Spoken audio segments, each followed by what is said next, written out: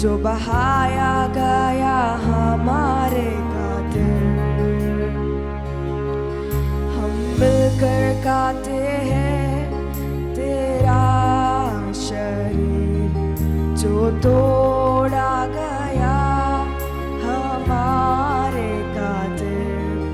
हम मिलकर पीते हैं लहू प्याले में से जो बहाया गया हमारे खातिर। करते स्मरण तुझको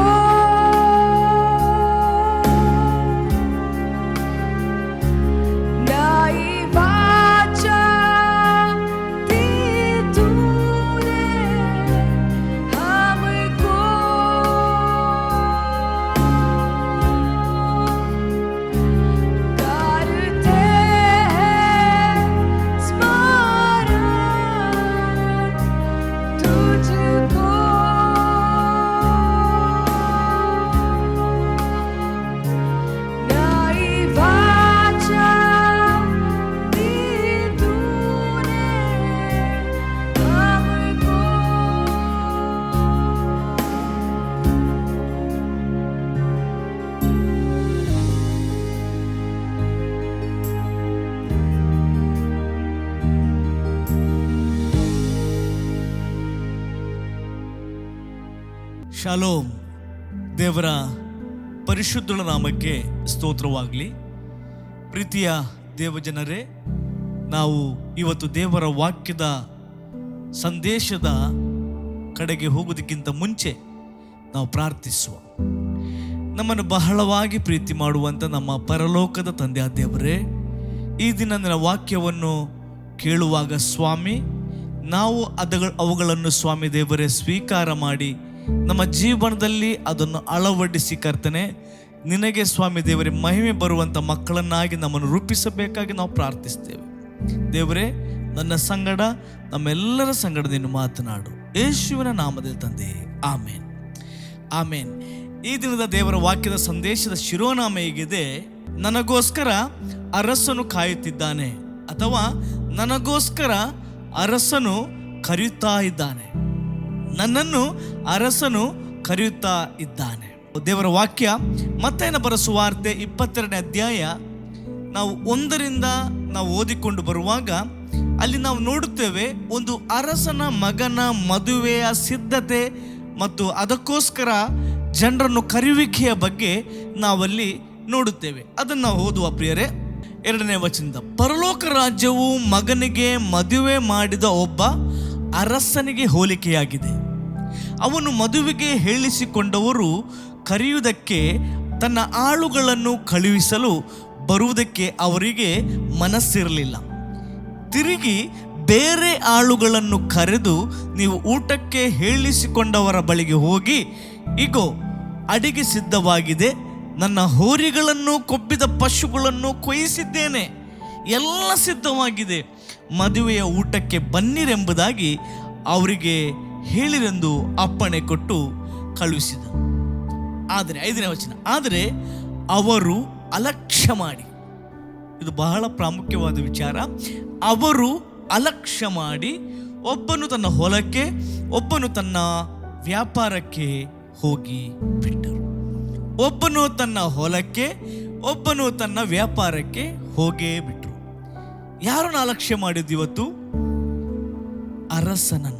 ಅಂದರೆ ಅರಸನ ಮಾತನ್ನು, ಅರಸನ ಕರೆಯುವಿಕೆಯನ್ನು, ಅರಸನ ಆಹ್ವಾನವನ್ನು ಇವತ್ತು ಅಲ್ಲಿ ವಾಕ್ಯ ಹೇಳ್ತೆ ಅಲಕ್ಷ್ಯ ಮಾಡಿದರು ಎಂಬುದಾಗಿ. ಆದರೆ ಪ್ರೀತಿಯ ದೇವಜನರೇ, ನಾವು ಇವತ್ತು ಒಂದು ಮದುವೆ ಅಂತ ಹೇಳಿದ ಕೂಡಲೇ ಒಂದಷ್ಟು ತಯಾರಿಗಳು ನಡೀತದೆ. ಆ ತಯಾರಿ ಅಂದರೆ ಹೇಳಿದರೆ, ಆ ಸಿದ್ಧತೆಯಲ್ಲಿ ಡ್ರೆಸ್ ಖರೀದಿಸಬೇಕಾಗ್ತದೆ, ಇನ್ವಿಟೇಷನ್ ಪ್ರಿಂಟ್ ಮಾಡಬೇಕಾಗುತ್ತೆ, ಇನ್ವಿಟೇಷನ್ ಹಂಚಬೇಕಾಗುತ್ತೆ, ಪಟ್ಟಿಗಳನ್ನು ನಾವು ಮಾಡುತ್ತೇವೆ ಯಾರನ್ನು ಕರೆಯಬೇಕು ಎಂಬುದಾಗಿ. ಅನೇಕ ಹೊರತು ಇಡೀ ಊರಿಗೆ ನಾವು ಕರೆಯುವುದಿಲ್ಲ, ನಾವು ಕರೆಯುವಂಥದ್ದು ನಿರ್ದಿಷ್ಟವಾದ ಜನರನ್ನು ನಾವು ಕರೀತೇವೆ. ಅವರಿಗೋಸ್ಕರ ನಾವು ಅವರು ಬರುವಾಗ ಆಸನ ವ್ಯವಸ್ಥೆಯನ್ನು ಮಾಡ್ತಿರ್ತೇವೆ. ಅವರಿಗೋಸ್ಕರ ಊಟವನ್ನು ನಾವು ಆರ್ಡರ್ ಮಾಡಿರ್ತೇವೆ. ಈ ರೀತಿಯಾಗಿ ಅನೇಕ ತಯಾರಿಗಳು ನಡೀತದೆ ಪ್ರಿಯರೇ, ಒಂದು ಮದುವೆ ಅಂತ ಹೇಳಿದ ಕೂಡಲೇ. ಈ ಲೋಕದಲ್ಲಿ ಕೂಡ ಇದೇ ರೀತಿ ನಾವು ಕೂಡ ಇದನ್ನೇ ಮಾಡ್ತೇವೆ. ಹಾಗಾಗಿ ಎಲ್ಲ ಮಾಡಿದ ಮೇಲೆ ಜನ ಬರಲಿಲ್ಲ ಅಂತ ಹೇಳಿದ್ರೆ, ಕರೆದವರು ಬರಲಿಲ್ಲ ಅಂತ ಹೇಳಿದ್ರೆ ಎಷ್ಟು ಬೇಸರ ಆಗುತ್ತೆ ಕರೆದವರಿಗೆ.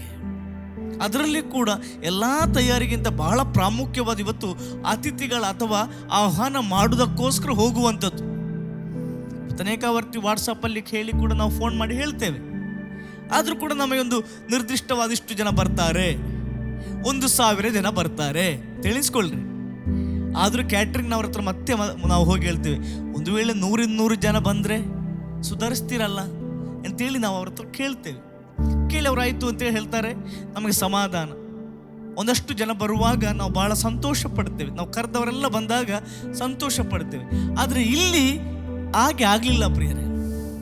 ಇಲ್ಲಿ ಒಂದು ನಿರ್ಲಕ್ಷ್ಯ, ಇಲ್ಲಿ ಅಲಕ್ಷ್ಯ ಎಂಬುದಾಗಿ ನಾವು ನೋಡುತ್ತೇವೆ. ಆಹ್ವಾನವನ್ನು ತಿರಸ್ಕರಿಸಲಾಗಿದೆ, ನಾವು ಬರುವುದಿಲ್ಲ, ಅಲಕ್ಷ್ಯ ಮಾಡಲಾಗಿದೆ. ಇವತ್ತು ನಾವು ನೋಡುವಾಗ ನಮ್ಮ ಮದುವೆಯಲ್ಲಿ ಕೂಡ ಅನೇಕ ಅಲಕ್ಷ್ಯವನ್ನು ನೋಡುತ್ತೇವೆ. ಎಲ್ಲದಕ್ಕೂ ಬಹಳ ಇಂಪಾರ್ಟೆನ್ಸ್ ಕೊಡ್ತೇವೆ, ದೇವರ ವಿಚಾರದಲ್ಲಿ ಅಲಕ್ಷ್ಯ ಮಾಡುತ್ತೇವೆ. ನಾವು ನೋಡೋದಾದರೆ ಆ ಆದ್ಯತೆಯಲ್ಲಿ ನಾವು ಹೇಳ್ತೇವೆ, ಪಾಸ್ಟರ್ ಹತ್ರ, ಅಯ್ಯನವರ ಹತ್ರ ಪ್ರಾರ್ಥನೆ ಸ್ವಲ್ಪ ಸಣ್ಣದು ಮಾಡಿ, ಸಂದೇಶ ಸ್ವಲ್ಪ ಸಣ್ಣದು ಮಾಡಿ ಎಲ್ಲ ಹೇಳ್ತೇವೆ. ಆದರೆ ಡ್ಯಾನ್ಸ್ ಸಣ್ಣದ ಮಾಡಿ ಅಂತೇಳಿ ಹೇಳೋದಿಲ್ಲ, ಅಥವಾ ಬೇರೆ ನಮ್ಮ ಬೇರೆ ವಿಚಾರಗಳು ನಾವು ಸಣ್ಣದು ಮಾಡಿ ಅಂತ ಹೇಳುವುದಿಲ್ಲ. ಎಲ್ಲವೂ ಕೂಡ ನಾವು ನಿರ್ಧಾರ ಮಾಡಿದ ಪ್ರಕಾರ ಆಗ್ತದೆ. ಆದರೆ ದೇವರ ವಿಷಯ ಬರುವಾಗ ನಾವು ಅದಕ್ಕೆ ಕೊಡುವಂತೆ ಇಂಪಾರ್ಟೆನ್ಸ್ ಎಷ್ಟು. ಇವತ್ತಿನ ಮದುವೆ ಕೂಡ ನಾವು ನೋಡೋದಾದರೆ ದೇವರ ವಿಚಾರವನ್ನು ಅಲಕ್ಷ್ಯ ಮಾಡುವಂಥದ್ದು ನಾವು ನೋಡುತ್ತೇವೆ ಪ್ರಿಯರೇ.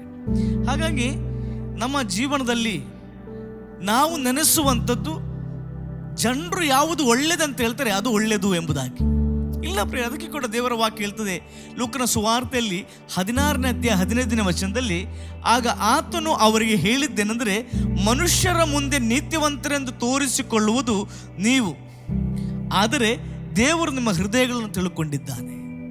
ಮನುಷ್ಯರ ಮುಂದೆ ನಾವು ಒಳ್ಳೆ ಜನರಾಗಿ ಕಾಣಿಸ್ಕೊಳ್ಬಹುದು. ವಾವ್, ಎಂಥ ಒಳ್ಳೆ ಮದುವೆ.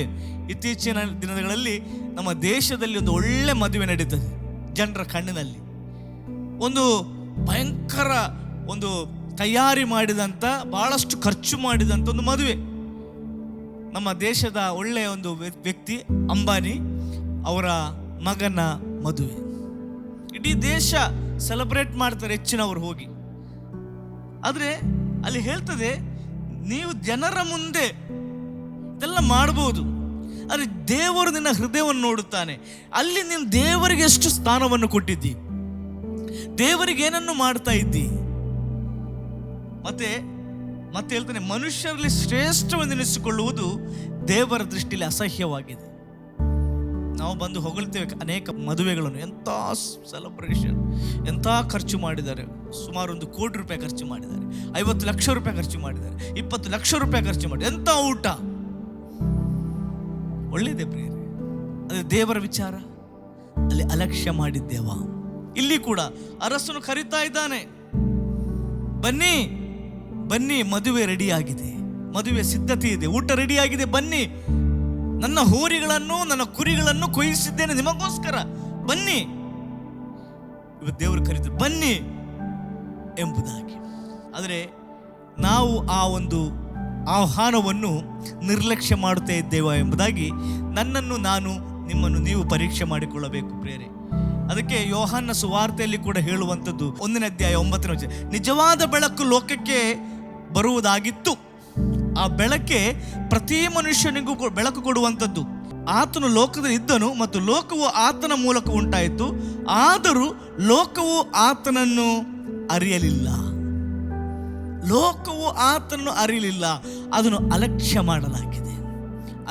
ಮಾಡಲಾಗಿದೆ. ಇವತ್ತು ಪ್ರಶ್ನೆ ನಮಗೆ ನಾವು ಕೇಳಬೇಕಾದ್ದೇನಂತ ಹೇಳಿದ್ರೆ, ನಾನು ಅಲಕ್ಷ್ಯ ಮಾಡುತ್ತಿದ್ದೇನಾ, ನೀವು ಅಲಕ್ಷ್ಯ ಮಾಡುತ್ತಿದ್ದೀರಾ? ದೇವರ ವಿಚಾರ ಬರುವಾಗ ನಮ್ಮ ಸ್ವಂತ ಕಾರ್ಯದಲ್ಲಿ ಬ್ಯುಸಿಯಾಗಿದ್ದೇವಾ?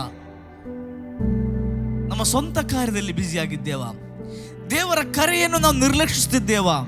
ದೇವರು ನಮ್ಮನ್ನು ಯಾಕೆ ಕರೆದಿದ್ದಾನೆ ಎಂದು ಒಂದು ದಿವಸವಾದರೂ ನಾವು ಅರಿತುಕೊಂಡಿದ್ದೇವಾ? ಅಥವಾ ಅದನ್ನು ಅರಿಯಲು ನಾವು ಪ್ರಯತ್ನ ಪಟ್ಟಿದ್ದೇವೆ? ಯಾಕೆ ದೇವರು ನನ್ನನ್ನು ಕರೆದಿದೆ? ನಾನು ಯಾವಾಗಲೂ ಹೇಳ್ತೇನೆ, ದೇವರು ಕರೆದೊಂದು ಉದ್ದೇಶವಿದೆ. ದೇವರು ಕರೆದೊಂದು ಉದ್ದೇಶವಿದೆ. ಪ್ರಿಯರೇ, ಅರಸನು ಎಲ್ಲರನ್ನು ಕರೀಲಿಲ್ಲ.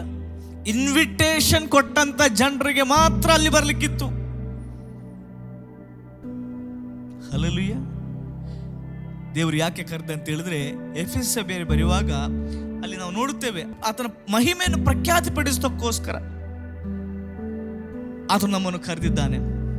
ಅದಕ್ಕೋಸ್ಕರ ನಾವಲ್ಲಿ ನೋಡುವಾಗ ಮತ್ತೆ ಬರೋ ಸುವಾರ್ತೆಯಲ್ಲಿ ಅಲ್ಲಿ ವಾಕ್ಯ ಹೇಳ್ತದೆ, ತನ್ನ ಆಳುಗಳಿಗೆ ಮದುವೆಗೆ ಸಿದ್ಧವಾಗಿದೆ ಸರಿ, ಆದರೆ ಕರೆಯಲ್ಪಟ್ಟವರು ಯೋಗ್ಯರಾಗಿರ್ಲಿಲ್ಲ ಅಂತೇಳಿ. ನಮ್ಮನ್ನು ದೇವರು ಕರೆದಿದ್ದಾನೆ ತನ್ನ ಮಹಿಮೆಯನ್ನು ಪ್ರಖ್ಯಾತಿಪಡಿಸೋದಕ್ಕೋಸ್ಕರ. ಆದ್ರೆ ಅಲ್ಲಿ ನೋಡ್ತೇವೆ, ಅವರು ಯೋಗ್ಯರಾಗಿರ್ಲಿಲ್ಲ. ನೀವೊಂದು ವೇಳೆ ನಿಮ್ಮ ಕಂಪನಿಯಲ್ಲಿ, ನಿಮ್ಮ ಯಾವುದಾದ್ರೂ ಒಂದು ಸಣ್ಣ ಬಿಸ್ನೆಸ್ ಇದ್ರೆ ಅಲ್ಲಿ ಜನರನ್ನು ನೀವು ಕರಿತೀರಿ, ಅಲ್ಲಿ ಯೋಗ್ಯರಾಗಿರ್ಲಿಲ್ಲ ಅಂತ ಹೇಳಿದ್ರೆ ನಾವು ಅವ್ರು ಇಟ್ಟುಕೊಳ್ಳುತ್ತೇವಾ? ನಾರ್ಮಲಿ ಇಟ್ಟುಕೊಳ್ಳುವುದಿಲ್ಲ. ಆದರೆ ಈ ಕೃಪಾ ಕಾಲದಲ್ಲಿ ನನ್ನ ಪ್ರೀತಿಯ ಸಹೋದರ ಸಹೋದರಿ, ದೇವರು ಪ್ರೀತಿಪೂರ್ವಕವಾದ ದೇವರಾಗಿದ್ದಾನೆ. ಆತನ ಕೃಪೆಯುಳ್ಳ ದೇವರಾಗಿದ್ದಾನೆ. ಆತನು ಇವತ್ತಿಗೂ ಕೂಡ ತನ್ನ ಕರುಣೆಯ ಕಣ್ಣಿನಿಂದ ಅದು ನಮ್ಮನ್ನು ನೋಡಿ ಅದು ನಮ್ಮನ್ನು ಕರೆಯುತ್ತಾ ಇದ್ದಾನೆ. ನನ್ನ ಮಕ್ಕಳೇ, ಬನ್ನಿರಿ, ನನ್ನ ಬಳಿಗೆ ಬನ್ನಿರಿ ಎಂಬುದಾಗಿ. ನಾವು ಒಂದು ವೇಳೆ ಇವತ್ತು ಯೋನನ ಪುಸ್ತಕದಲ್ಲಿಯೂ ಕೂಡ ಅಥವಾ ಪ್ರವಾದನ ಗ್ರಂಥದಲ್ಲಿಯೂ ಕೂಡ ನಾವು ಒಂದು ವೇಳೆ ನೋಡೋದಾದ್ರೆ, ಯೋನನ ಸಂದೇಶ ಅದರ ಅರ್ಥ, ದೇವರ ಸಂದೇಶವನ್ನು ಯೋನನು ನೆನವೆಯ ಪಟ್ಟಣಕ್ಕೆ ಆತನು ಸಾರುತ್ತಾನೆ. ದೇವರು ಹೀಗೆ ಹೇಳ್ತಿದ್ದಾನೆ, ನೀವು ನೋಡಿರ್ಬೇಕಿದ್ರೆ ಯೋನ ಪ್ರವಾದನ ಗ್ರಂಥ 3ನೇ ಅಧ್ಯಾಯ 4ನೇ ವಚನದಿಂದ, ಯೋನನು ಪಟ್ಟಣದಲ್ಲಿ ಸೇರಿ ಮೊದಲು 1 ದಿವಸ ಪ್ರಯಾಣ ಮಾಡುವಷ್ಟು ದೂರ ನಡೆದು 40 ದಿನಗಳಾದ ಮೇಲೆ ನೆನವೆಯು ಕಡಲ್ಪಡುವುದು ಎಂದು ಸಾರತೊಡಗಿತು. ನೆನವೆ ಹಾಳಾಗ್ತದೆ. ಎಚ್ಚರಿಕೆಯ ಮಾತನ್ನು ಕೊಡ್ತಾನೆ, ಎಚ್ಚರಿಕೆಯ ಮಾತು. ಇದನ್ನು ಕೇಳಿ ನೆನವೆಯವರು ಯಾವ ಅಲಕ್ಷ್ಯ ಮಾಡಲಿಲ್ಲ. ಅವರದನ್ನು ಗಂಭೀರವಾಗಿ ಪರಿಗಣಿಸಿದರು. ಓ, ದೇವರು ಹೇಳಿದ್ದಾರೆ, ದೇವರ ಮನುಷ್ಯನ ಇವತ್ತು ಹೇಳ್ತಾ ಇದ್ದಾನೆ, ನಾನು ತಿರುಗಿಕೊಳ್ಳಬೇಕು ಎಂಬುದಾಗಿ. ನೀವು ನೋಡ್ರಿ, ಅಲ್ಲಿ ಇದನ್ನು ಕೇಳಿ ನೆನವೆಯವರು ದೇವರಲ್ಲಿ ನಂಬಿಕೆಟ್ಟು ಉಪವಾಸವನ್ನು ಗೊತ್ತು ಮಾಡಿ ಸಾರಿದರು. ದೊಡ್ಡವರು ಮೊದಲುಗೊಂಡು ಚಿಕ್ಕವರ ತನಕ ಎಲ್ಲರೂ ಗೋಣಿತಟ್ಟನ್ನು ಸುತ್ತಿಕೊಂಡರು. ದೊಡ್ಡವರು ಮೊದಲುಗೊಂಡು, ಇದು ಬಹಳ ಪ್ರಾಮುಖ್ಯ ಪ್ರಿಯರೇ. ದೊಡ್ಡವರು, ಇವತ್ತು ನಾವು ಹಿರಿಯರು, ಪ್ರಾಯದಲ್ಲಿ ದೊಡ್ಡವರು ಎಂಬ ಹೇಳ್ತೇವೆ. ನಮ್ಮ ಕುಟುಂಬದಲ್ಲಿ ದೇವರ ವಿಚಾರದಲ್ಲಿ ಯಾವ ರೀತಿ ನಾವು ನಡೀತಾ ಇದ್ದೇವೆ? ನಮ್ಮ ಮಕ್ಕಳ ಮುಂದೆ, ಕಿರಿಯರ ಮುಂದೆ. ನೆನವೆ ಪಟ್ಟಣದಲ್ಲಿ ಮೊದಲು ಹಿರಿಯರು ಅವರು ಇಮಿಡಿಯೇಟ್ ಆಗಿ ಗೋಣಿತಟ್ಟನ್ನು ಸುತ್ತಿಕೊಳ್ಳುತ್ತಾರೆ, ದೇವರಿಗೆ ಭಯಪಡ್ತಾರೆ, ದೇವ ಸೇವಕನು ಹೇಳಿದ ಮಾತುಗಳಿಗೆ ಒಬೆ ಹಾಕ್ತಾನೆ. ಇದು ದೇವರ ಮಾತು ಎಂಬುದಾಗಿ ಅವರು ನೆನೆಸಿಕೊಂಡು ಗೋಣಿ ತಟ್ಟನ್ನು ಹೊಂದಿಕೊಳ್ಳುತ್ತಾರೆ. ಅವರನ್ನು ನೋಡಿ ಕಿರಿಯರು ಕೂಡ ಗೋಣಿಯನ್ನು ಸುತ್ತಿಕೊಳ್ಳುತ್ತಾರೆ. ಪ್ರಿಯರು, ಇವತ್ತು ದೊಡ್ಡವರಾದ ನಾವು ಏನು ಮಾಡ್ತಿದ್ದೇವೆ? ನಾವೇನು ಮಾಡ್ತೇವೆ ಅದೇ ಚಿಕ್ಕವರು ಕೂಡ ಮಾಡುವಂಥದ್ದು. ನಾವು ದೇವರ ಸೇವಕರನ್ನು ಎಷ್ಟು ಗೌರವಿಸ್ತಿದ್ದೇವೆ? ದೊಡ್ಡವರಾದ ನಾವು, ಚಿಕ್ಕವರು ಕೂಡ ಅಷ್ಟೇ ಅವ್ರು ಗೌರವಿಸ್ತಾರೆ. ಮಕ್ಕಳ ಮುಂದೆ ನಾವು ಏನನ್ನು ಮಾತನಾಡ್ತಿದ್ದೇವೆ, ಅವರು ಅದನ್ನೇ ಮಾತನಾಡ್ತಾರೆ. ಸಭೆಗೆ ಹೋಗಿ ಬಂದಂತ ಮಗುವಿನ ಹತ್ರ ನಾವು ಯಾವತ್ತಾದ್ರೂ ಹೀಗೆ ಕೇಳಿದ್ದೇವ, ಮಗನೇ, ಮಗಳೇ, ಇವತ್ತು ದೇವರ ಸೇವಕರು ಯಾವ ವಾಕ್ಯವನ್ನು ಸಭೆಯಲ್ಲಿ ಸಾರಿದ್ನು? ಇಲ್ಲ. ನಾವು ಹೇಳ್ತೇವೆ, ಮಗ ಬೈಬಲ್ ಓದು, ಮಗ ಪ್ರಾರ್ಥನೆ ಮಾಡು, ಮಗ ಚರ್ಚಿಗೆ ಹೋಗು. ಆದ್ರೆ ಮಗ, ನೀನು ಯಾವ ವಾಕ್ಯವನ್ನು ಓದಿದ್ದಿ ಅಂತೇಳಿ ನಾವು ಕೇಳ್ತೇವ? ನಮಗೆ ಖುಷಿ, ಮಕ್ಕಳು ಬೈಬಲ್ ಓದ್ತಾ ಇದ್ದಾರೆ. ನಮ್ಮ ಖುಷಿ, ಮಕ್ಕಳು ಪ್ರಾರ್ಥನೆ ಮಾಡ್ತಿದ್ದಾರೆ. ನಿಜವಾಗ್ಲೂ ಅವರು ಪ್ರಾರ್ಥನೆ ಮಾಡ್ತಿದ್ದಾರ? ಅವ್ರಿಗೆ ನಾವು ಗೈಡ್ ಮಾಡ್ತಿದ್ದೇವಾ? ಚರ್ಚಿಗೆ ಹೋಗಿ ಬಂದ ಮೇಲೆ ನಾವು ಕೇಳ್ತಿದ್ದೇವ, ಮಗನೇ ಯಾವ ವಾಕ್ಯದ ಇವತ್ತು ಕೇಳಿದ್ದಿ ದೇವರ ಆಲಯದಲ್ಲಿ? ನಮಗೆ ಒಟ್ಟಿ ಅವ್ರು ಹೋದ್ರೆ ಸಾಕು, ಮಾಡಿದ್ರೆ ಸಾಕು. ನಾವು ಕೂಡ ಇದಿಷ್ಟನ್ನೇ ಮಾಡ್ತಿದ್ದೇವೆ. ಯಾವತ್ತಾದ್ರೂ ಮನೆಯಲ್ಲಿ ಕೂತ್ಕೊಂಡು ನಾವು ಡಿಸ್ಕಸ್ ಮಾಡಿದ್ದೇವೆ ದೇವರ ವಾಕ್ಯದ ಬಗ್ಗೆ? ನಾವೇನ್ ಮಾಡ್ತೇವೆ ಅದೇ ನಮ್ಮ ಮಕ್ಕಳು ಕೂಡ ಮಾಡ್ತಾರೆ ಪ್ರಿಯರೇ. ದೇವರ ವಿಷಯದಲ್ಲಿ ಬಹಳ ಜಾಗೃತರಾಗಿರ್ಬೇಕು. ಅರಸನ ಕರೆಯುವಿಕೆಯನ್ನು ಯಾವತ್ತೂ ನಿರ್ಲಕ್ಷ್ಯ ಮಾಡಬಾರದು.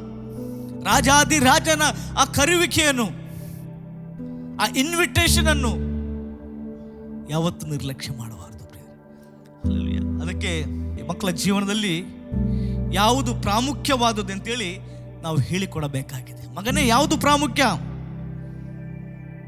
ನಾವು ಯಾವತ್ತೂ ಕೂಡ ಮರೆತು ಜೀವಿಸಬಾರದು. ಅನೇಕ ಅವತ್ತು ನೆನೆಸ್ತೇವೆ ಮಕ್ಕಳು ನನ್ನದು ಅಂತೇಳಿ. ನಾವು ನನ್ನ ಮಗ, ಹೌದು ನಿಮ್ಮ ಮಗನೇ. ನನ್ನ ಮಗಳು, ಹೌದು ನಿಮ್ಮ ಮಗಳೇ.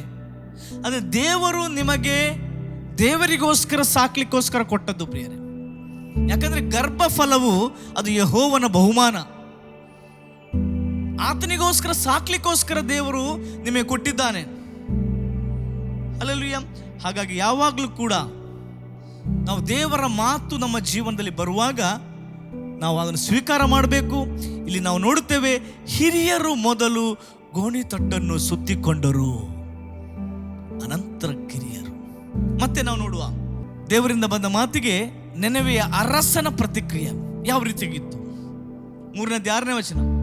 ಯೋನನ ಪ್ರಕಟಣೆಯು ನೆನವೆಯ ಅರಸನಿಗೆ ಮುಟ್ಟಲು ಅವನು ಸಿಂಹಾಸನದ ಎದ್ದು, ಫಸ್ಟ್ ಅವನು ಮಾಡಿದ್ದು ಅವನ ಸಿಂಹಾಸನದ ಹೇಳ್ತಾನೆ, ತನ್ನ ನಿಲುವಂಗಿಯನ್ನು ತೆಗೆದುಬಿಟ್ಟು ಗೋಣಿ ತಟ್ಟನ್ನು ಸುತ್ತಿಕೊಂಡು ಬೂದಿಯಲ್ಲಿ ಕೂತನಂತೆ.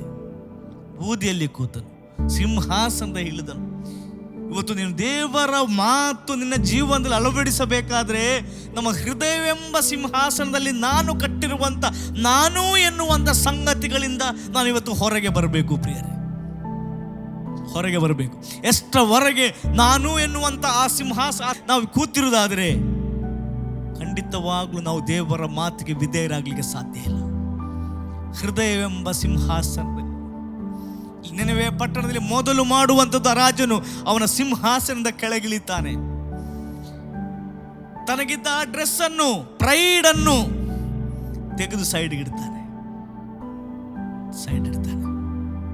ತದನಂತರ ನಾವು ನೋಡುತ್ತೇವೆ, ಅವನು ನಿಲುವಂಗಿಯನ್ನು ತೆಗೆದು ಬಿಟ್ಟು ಗೋಣಿ ತಟ್ಟನ್ನು ಸುತ್ತಿಕೊಂಡು ಬೂದಿಯಲ್ಲಿ ಕೂತನು, ತನ್ನನ್ನು ತಗ್ಗಿಸಿಕೊಳ್ಳುತ್ತಾನೆ. ದೇವರು ವಾಕ್ಯ ಹೇಳ್ತೆ, ಅಹಂಕಾರಿಗಳನ್ನು ದೇವರು ಎದುರಿಸ್ತಾನೆ, ದೀನರಿಗಾದರೂ ನನ್ನ ಕೃಪೆಯನ್ನು ಅನುಗ್ರಹಿಸ್ತೇನೆ. ಹಾಗಾಗಿ ಪ್ರೀತಿ ದೇವ ಜನರು, ಇಲ್ಲಿ ನಾವು ನೋಡುತ್ತೇವೆ, ಅಲ್ಲಿ ಅರಸನು ಕೂಡ ತನ್ನ ತಗ್ಗಿಸಿಕೊಳ್ಳುತ್ತಾನೆ. ಕಂಚುಕಿ ವಿಷಯ ಬೇಕಾದ್ರೆ ನೋಡ್ರಿ, ವಾಕ್ಯ ಸಿಕ್ಕಿದ ಕೂಡಲೇ ಯಾವ ರೀತಿ ಅವನು ಅದನ್ನು ರೆಸ್ಪಾಂಡ್ ಮಾಡ್ತಾನೆ ಎಂಬುದಾಗಿದೆ. ಕಂಚುಕಿ ದೇವರ ವಾಕ್ಯವನ್ನು ಕೇಳಿ ಆಗಲೇ ವಿಧೇಯನಾಗ್ತಾನೆ.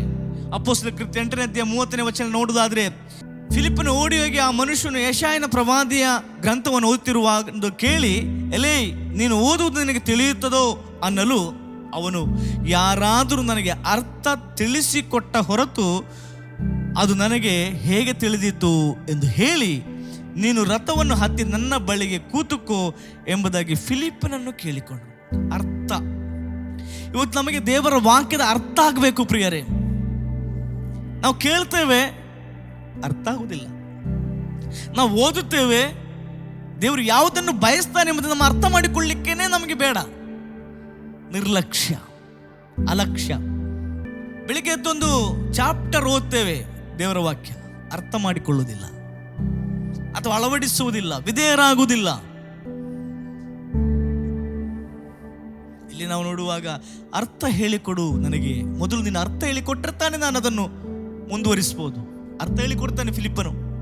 ಅರ್ಥ ಆದ ಕೂಡಲೇ ನಾವು ನೋಡುತ್ತೇವೆ 8ನೇ ಅಧ್ಯಾಯ 35 ಫಿಲಿಪ್ಪನು ಉಪದೇಶಕ್ಕೆ ತೊಡಗಿ ಅದೇ ವಚನ ಆಧಾರ ಮಾಡಿಕೊಂಡು ಅವನಿಗೆ ಯೇಸುವಿನ ವಿಷಯವಾದ ಸುವಾರ್ತೆಯನ್ನು ತಿಳಿಸಿದರು.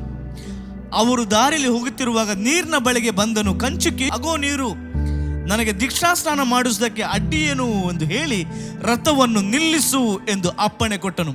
ಫಿಲಿಪ್ಪನು ಕಂಚುಕಿಯು ಇಬ್ಬರು ನೀರಿನೊಳಗೆ ಇಳಿದರೂ ಫಿಲಿಪ್ಪನು ಅವನಿಗೆ ದೀಕ್ಷಾ ಸ್ನಾನ ಮಾಡಿಸಿದ. ಇಮ್ಮಿಡಿಯೇಟ್ ಈಗೋ ನೀರು ರೆಸ್ಪಾಂಡ್ ಮಾಡ್ತಾನೆ ಪ್ರಿಯರೇ. ಅರ್ಥ ಆಯ್ತು ದೇವರ ವಾಕ್ಯ ನನಗೆ ಇವತ್ತು. ನನಗೆ ಅರ್ಥ ಆಗಲಿಲ್ಲ ಫಿಲಿಪ್ಪನೇ, ಅದು ಈಗ ನೀನು ಹೇಳಿದ್ಯಲ್ಲ ನನಗೆ ಅರ್ಥ ಆಯಿತು, ನನಗೆ ವಿಧೇಯನಾಗ್ತೇನೆ. ಇವತ್ತು ನಾವು ದೇವರ ಮಾತಿಗೆ ವಿಧೇಯರಾಗ್ತಿದ್ದೇವ? ದೇವರ ವಾಕ್ಯಕ್ಕೆ ವಿಧೇಯರಾಗ್ತಿದ್ದೇವ? ದೇವರ ವಾಕ್ಯ ನಾವು ಕೇಳುತ್ತಾ ಇದ್ದೇವೆ, ನಾವು ವಿಧೇಯರಾಗ್ತಿದ್ದೇವ? ಅರಸನು ನನಗೋಸ್ಕರ ಕಾಯುತ್ತಿದ್ದಾನೆ, ಅರಸನು ನಮಗೋಸ್ಕರ ಕರೆಯುತ್ತಾ ಇದ್ದಾನೆ. ಹಲ್ಲೆಲೂಯಾ. ಅದಕ್ಕೆ ನಾನು ನೋಡುವಾಗ ಮತ್ತಾಯನ ಬರೋ ಸುವಾರ್ತೆಯಲ್ಲಿ ಒಂದು ಮಾತು ಮಾತ್ರ ಅಲ್ಲಿ ಹೀಗೆ ಹೇಳ್ತೇನೆ, 44ನೇ ವಚನದಲ್ಲಿ 5ನೇ ಅಧ್ಯಾಯ 44. ಆದರೆ ನಾನು ನಿಮಗೆ ಹೇಳುವುದೇನೆಂದರೆ ನಿಮ್ಮ ವೈರಿಗಳನ್ನು ಪ್ರೀತಿಸಿರಿ. ಈ ವಾಕ್ಯ ನಮಗೆ ಅರ್ಥ ಆಗಿದೆಯಾ ಇಲ್ಲವಾ? ನಿನ್ನನ್ನು ದ್ವೇಷ ಮಾಡುವವರು ನಿನ್ನ ಪ್ರೀತಿ ಮಾಡು. ಅಲ್ಲಿ ಕಂಚುಕಿಗೆ ಅರ್ಥ ಆಗಲಿಲ್ಲ. ಫಿಲಿಪ್ನ ಹತ್ರ ಕೇಳ್ತಾನೆ, ಅರ್ಥ ಹೇಳಿಕೊಡು, ನಾನು ಅದನ್ನು ಒಬೆ ಆಗ್ತೇನೆ. ಫಿಲಿಪ್ಪನು ಹೇಳಿಕೊಡ್ತಾನೆ, ಇಮ್ಮಿಡಿಯೇಟ್ ಆಗಿ ಕಂಚುಕಿ ಅದು ಒಬೆ ಆಗ್ತಾರೆ. ನೆನೆವೆಯ ಪಟ್ಟಣದ ಹಿರಿಯರಿಗೆ ಅರ್ಥ ಆಗ್ತದೆ. ಹಿರಿಯರು ಇಮ್ಮಿಡಿಯೇಟ್ ಆಗಿ ಅವರು ಗೋಣಿ ತಟ್ಟನ್ನು ಸುತ್ತಿಕೊಂಡು ತಮ್ಮನ್ನು ತಗ್ಗಿಸಿಕೊಳ್ಳುತ್ತಾರೆ. ನೆನೆವೆಯ ಅರಸನಿಗೆ ಅದು ಅರ್ಥ ಆಗುತ್ತೆ, ದೇವರನ್ನ ಈಗ ನಾಶ ಮಾಡ್ತಾನೆ, ನನ್ನನ್ನು ತಗ್ಗಿಸಿಕೊಳ್ಳಬೇಕು, ನನ್ನ ಕೆಟ್ಟ ನಡತೆಯನ್ನು ಬಿಟ್ಟು ಬಿಡಬೇಕು. ಅರ್ಥ ಆಗ್ತದೆ. ಅವನು ತನ್ನ ಸಿಂಹಾಸನದ ಕೆಳಗಿಳಿತಾನೆ.